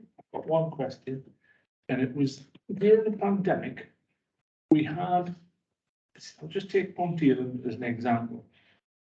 There was a pandemic running all while, and yet a lot of food stalls, vans, pizzas, you name it, different kinds of takeaway type of stuff were setting up in every town in the village. Coming in from far and wide, could have been Sunderland one day, Pontyland the next. You know, in a pandemic, and there was no control over numbers. I think I did bring this up at the time. And if we ever get a pandemic again, what weapons are in the box to sort of either regulate, because there seemed to be very little in the box that said, that ask the question, are these real people? Is it real food? Is it inspected? Has it got all its certificates? And is there any regulation? Because at the end of the day, we were trying to protect what I'd call local businesses who didn't come from here, you know, to get rich pickings at certain bad times. I think, as you say, a lot of this was a consequence of the pandemic itself. So when you look at the activity itself, it would all be defined as street trading. So you have to be registered to actually trade within a local authority. So even if you're in Sunderland and your business is registered, your food business is registered in Sunderland, if you want to trade in Northumberland, you have to have a food registration permit from my service to do that. And ordinarily, what happens is the individual would apply, and they're either applying for, let's say, a county-wide permit or a specific permit in some way, shape or form. And depending upon what that certificate allows them to do, they will then obviously use that to their advantage.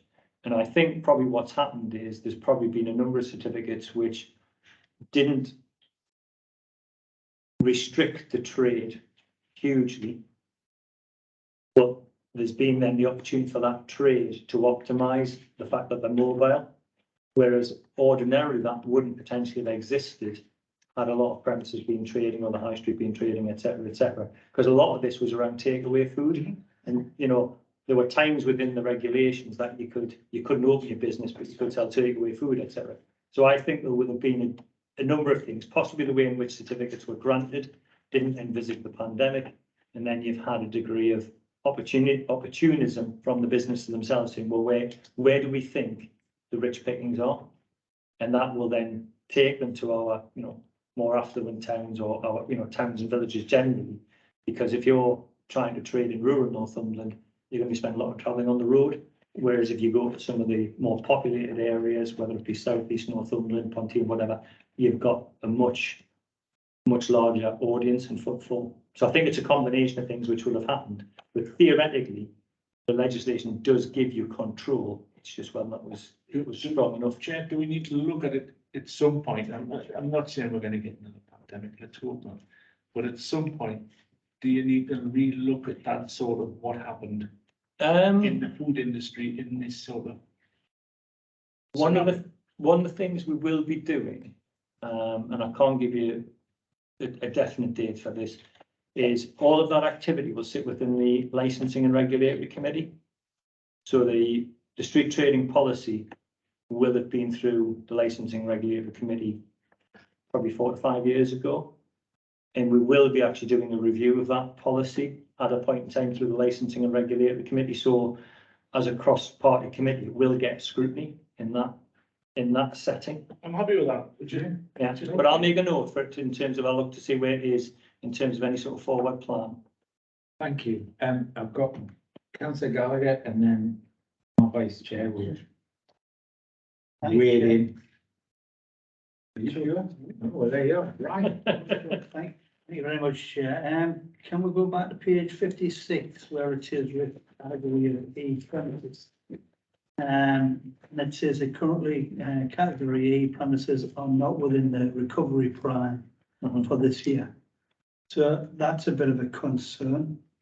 Page 57, just want to know how much time officers spent on training and refreshing. And was a lot of that done through COVID when things were, I hate to say, a little bit quiet for training. Page 68, it was the service requested food safety, and it seemed to go very high in 2021. That's 68, you said there. Yeah, 68.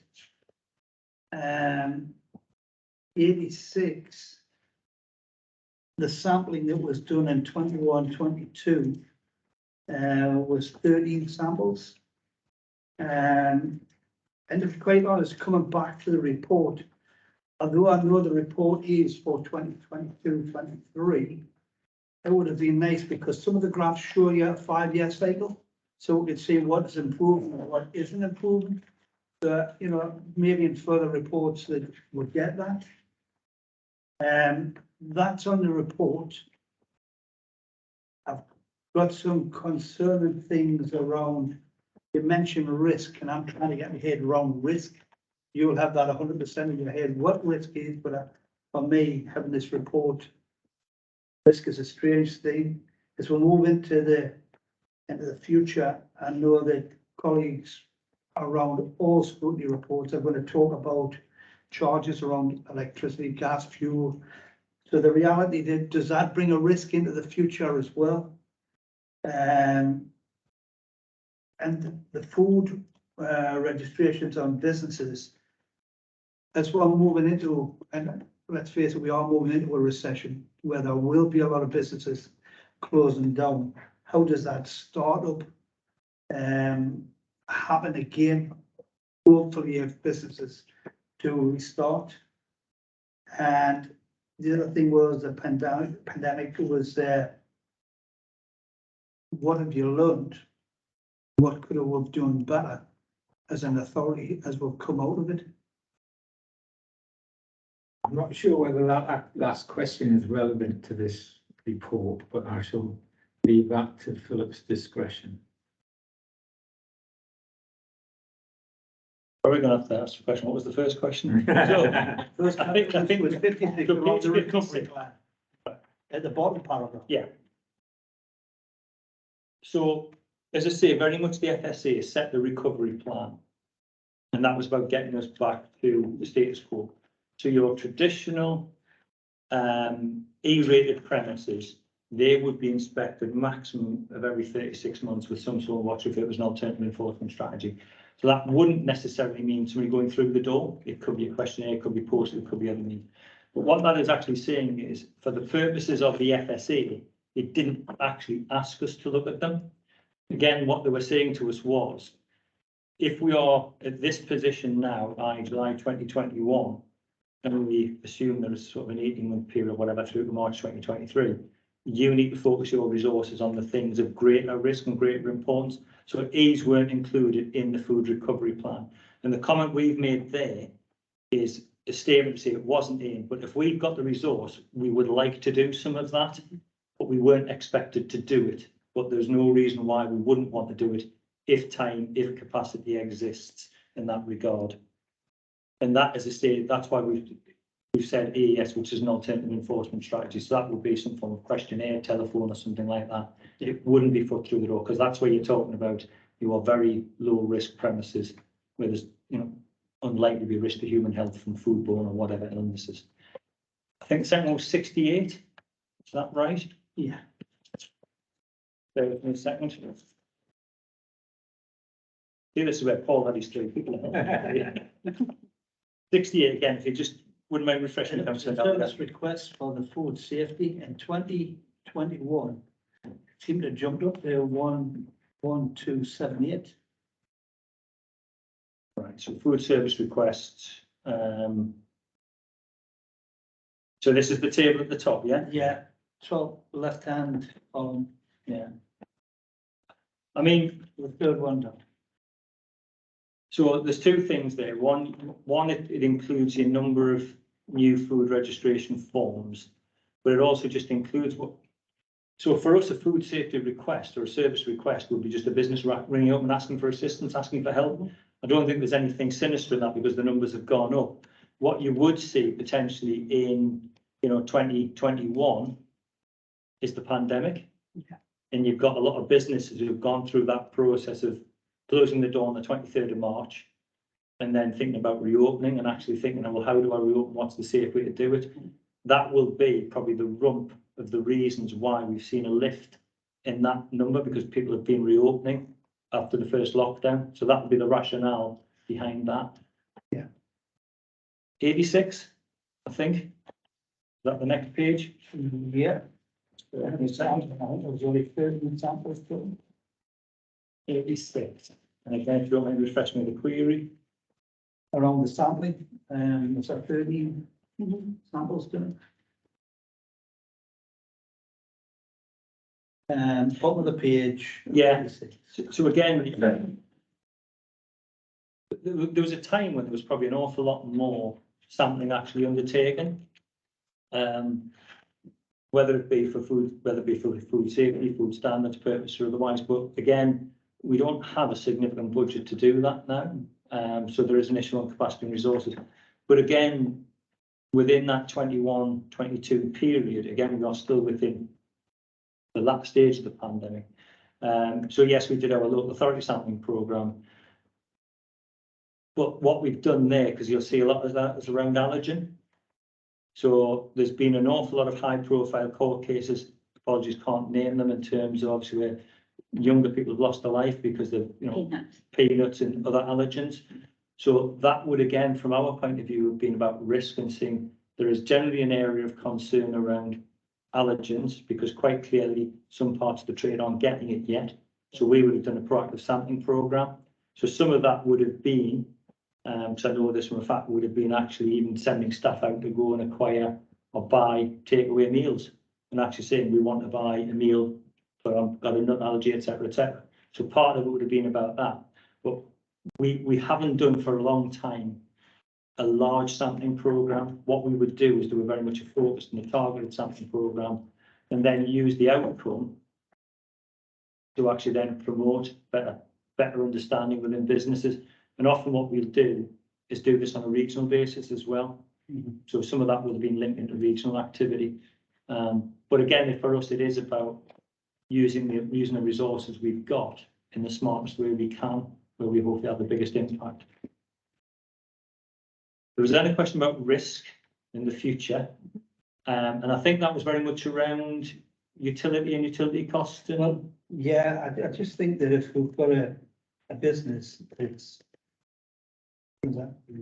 food, does that in itself bring risk? You know, and I'm not in that game, I don't go into the kitchen, so the reality is, do a lot of things get cooked and warmed up via the microwave early, and you know, are things as fresh as what they could be under the restraints of the cost of running some of the equipment? It's a difficult one to answer that, because different food outlets produce food in different ways. Some will regenerate food through a microwave, some will cook it from fresh. You know, that's a business choice. I think for me, again, if you reflect on sort of what happened with the pandemic and sort of trying to draw this sort of analogy that you're referring to the Home County Gallagher, one of the things that concerned us about the pandemic was there was less money going through the till. We all know there's been less staffing available within hospitality. So is there a risk then that there are shortcuts taken? There's not the attention given to cleaning, etc., etc. So do I think there are risks out there? Yes, I do. What is it we do about them? Again, we go back to that approach of saying, well, our highest risk at ACE, we're inspecting them twice a year. So that should give us a good understanding of whether there's any significant changes, etc., etc. And again, we will just have to keep refreshing that risk assessment of individual businesses. So if we go to businesses, bear in mind when we talk about something being category A, B, C, D, E, I'm not talking here about, you know, what the public's saying in terms of the star rating, will be all linked. What we're trying to assess there is a whole range of things. Principally, one of them is confidence in management.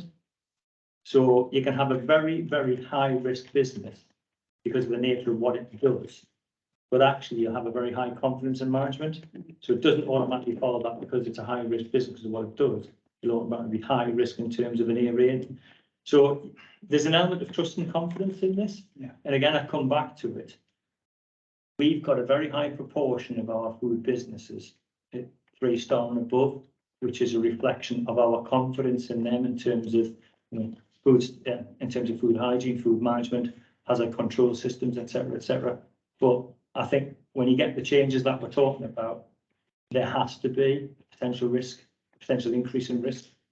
It's just something we've got to manage or monitor, should I say. Brian?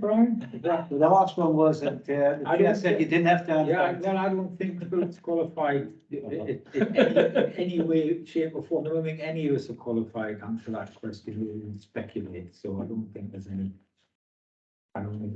point in trying, as I said before. Out of the chairs. So we're going to skip that one, Brian. Anne? I just wanted to ask one thing. First of all, you've got some big risks to manage actually, then public sector quite interesting. Do you do Newcastle? Does that come under Northumberland? Some of it does. I don't know, I have no idea because. Sorry, I beg your pardon. The runway is in Northumberland, but the buildings are in Yeah. Newcastle. It all sits, Thank you, sorry. because there was it wasn't that long ago, part of that in Castle Mortworth as Yeah, well, but yeah. yes, the food hygiene responsibility for the airport sits with the Newcastle City Council, Sits, Newcastle City Council. thank you, just asked, because it's a big one, I should say. Okay, so thank you for that, and I hope you feel as though you had a good run at it. Philip, I've just got a couple of things I would say about the report, and I've said them before, and Councillor Gallagher kind of raised it. I would like to see some comparisons in here, because I don't know whether, 1144 written warnings, I don't know how that compares with Newcastle or Gateshead or Sunderland. So in the report itself, at some point, I would like to see some comparisons. I get the feeling, because the people I speak to and the residents that contact me hardly ever bring up food safety, or, they've had something bad from somewhere. You manage the system, and the staff we have manage very well within the resources they've got, as far as I'm concerned. But I would like some reassurance in the report by saying, yeah, we've done this in Newcastle, it's twice as many, or whatever.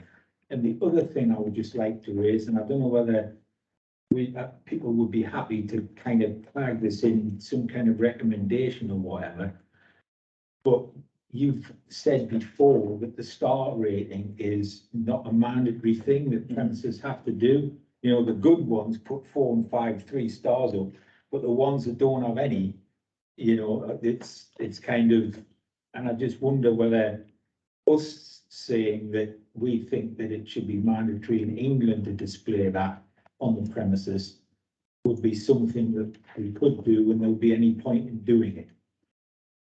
So in answer to all of those questions, because I've done a bit of research,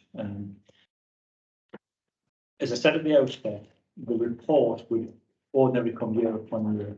It's slightly different this year because there's a recovery plan. On an annual basis, local authorities, in terms of food law enforcement, submit what's called a LEAMS return, which is the local authority enforcement monitoring system. We submit a return to that.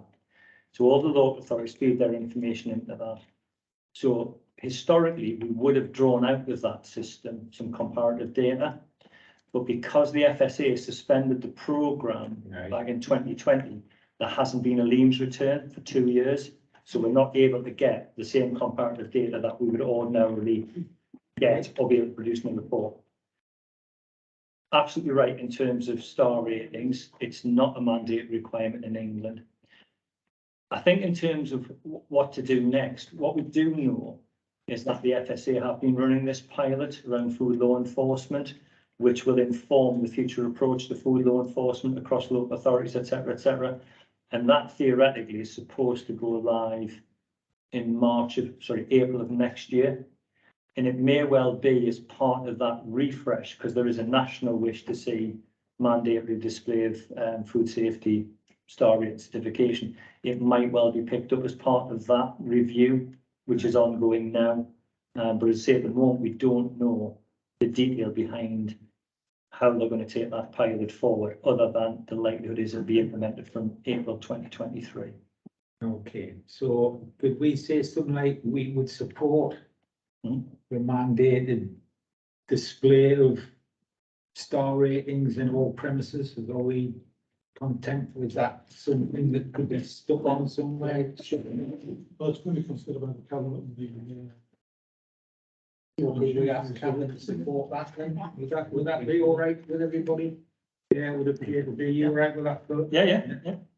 Okay, well, thank you very much for that. That's taken up quite a lot of that. Scrutiny. And you probably, but anyway, Right. thanks very much for that. We look forward to seeing you again and bringing something else. We've got so many hats. I look forward to whatever it is.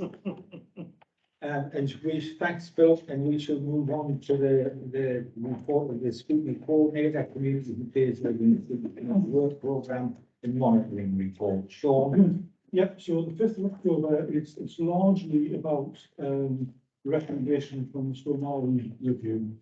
So we've got the emergency communications on the plan, and we've got, having come to talk about community resilience. Then you'll see that there are other reports for, the end of October and December. You remember that the last meeting, Matt Baker came to talk about, EV charging points. Yeah. He's going to come to you asked for further report on the protocol strategy for charging. He's going to come to the December meeting to talk about that.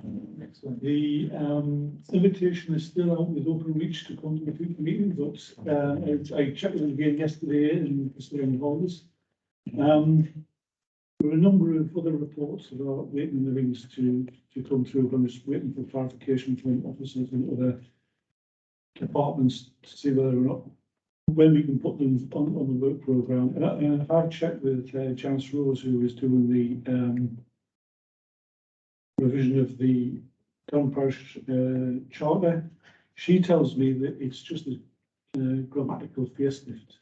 There's going to be very little changes. That said, if you still want to bring it to the committee, I can. It won't be ready for the 5th of October, but it could come the end of October. It should be weak. I think we all love a grammatical uplift.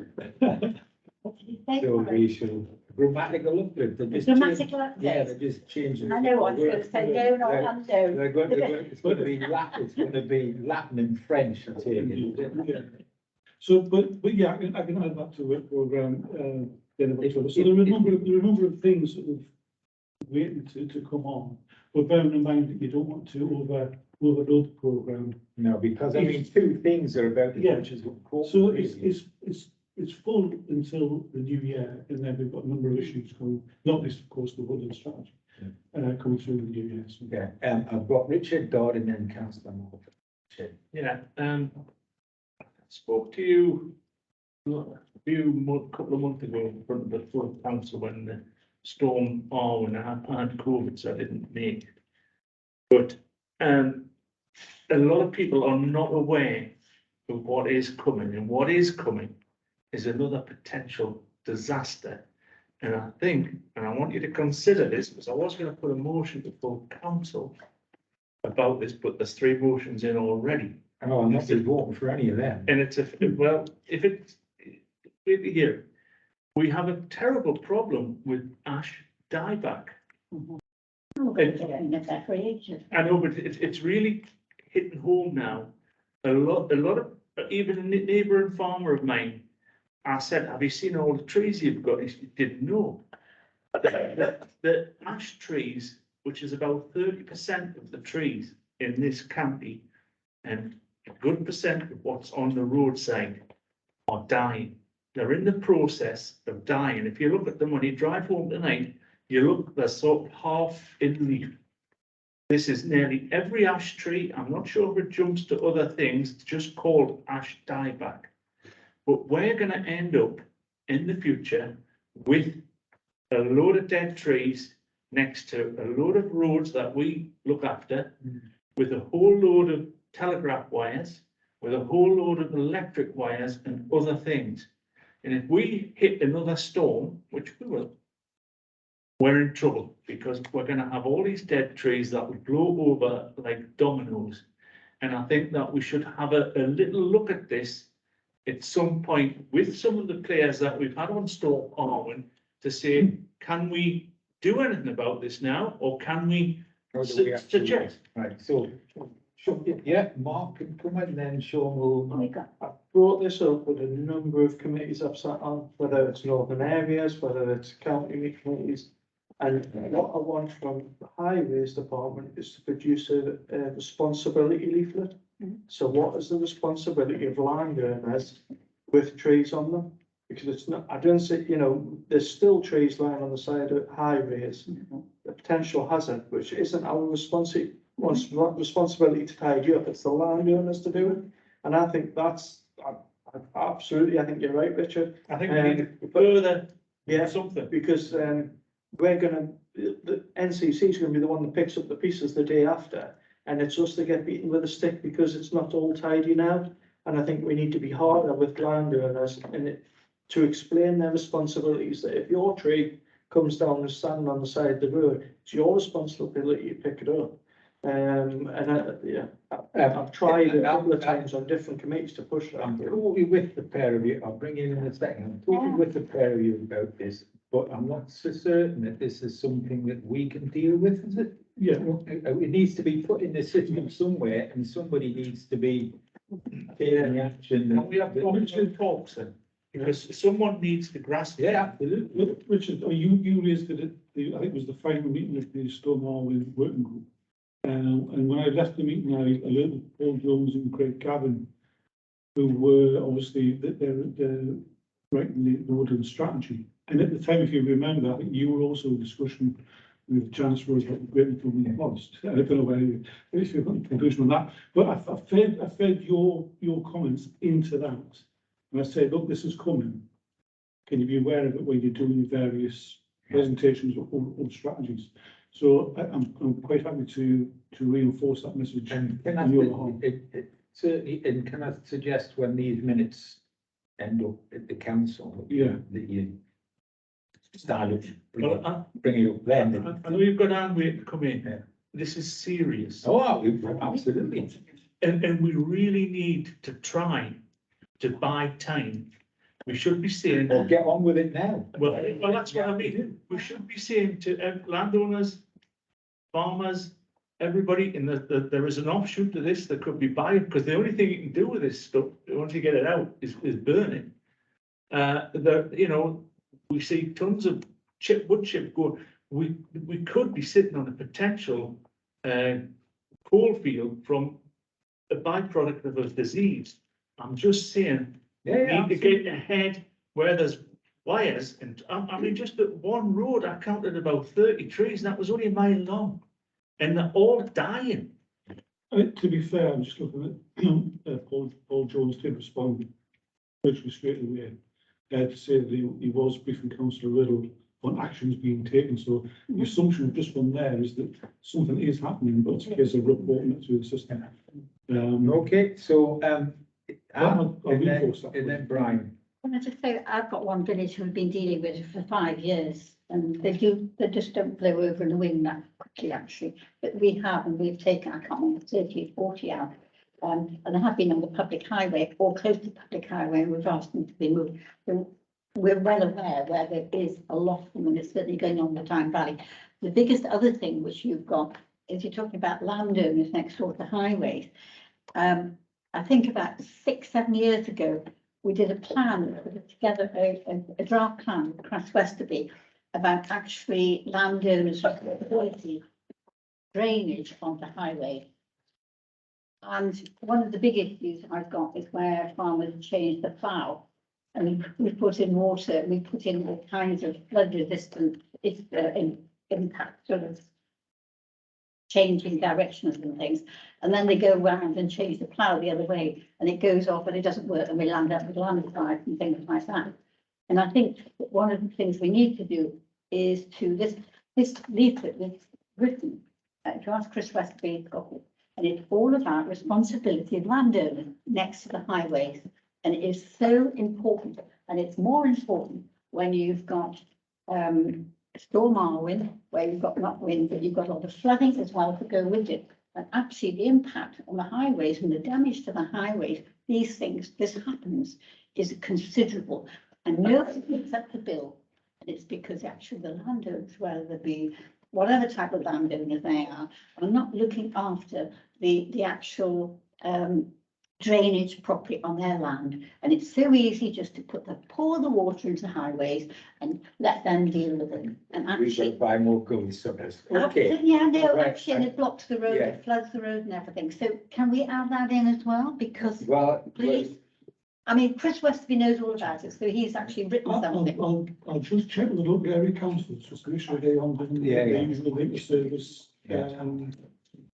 Like, Brian, did you want?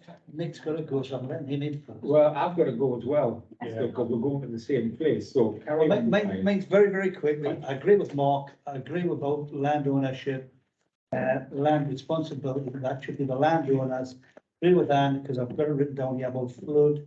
Agree with Richard about trees, and I think probably the title should be trees. It should be responsibility of land next to highways, and the other one is hedges as well. Yep. Right. Go on. Okay, so that, Any more? there's, Not bad. there's, there's, just, I was a couple of months on the. Yeah. So Nick, did you have anything to say, or were you just gonna say I'm going? No, I've been saying, got the pamphlet that I mentioned, it's very good. Did you? Yeah, My husband did it. of highways, yeah. And totally agree with councillor Dodd, about the problem with ash dieback, it's a huge problem. That's why I've been calling for the trees and woodland strategy to come to scrutiny.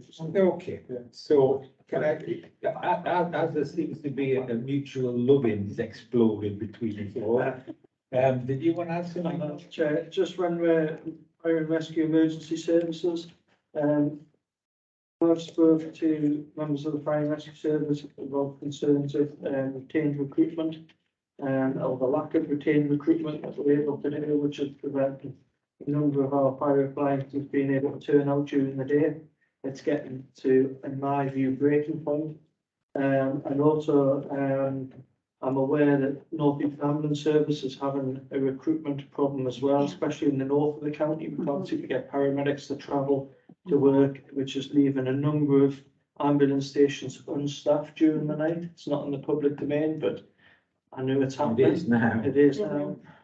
So I have highlighted that with health and well-being, and they have had a written response, but I just thought this committee should also be briefed on, the concerns that, during the days especially, fire appliances are not available to turn out just because they haven't got enough staff to sit on the seats, and it's whether we can assist them in, as councillors, on recruitment and supporting them in any way we can. So that's something else, fire and rescue recruitment might be something we need to look at, right? I'm gonna go any other business that haven't, urgent business, haven't been notified of any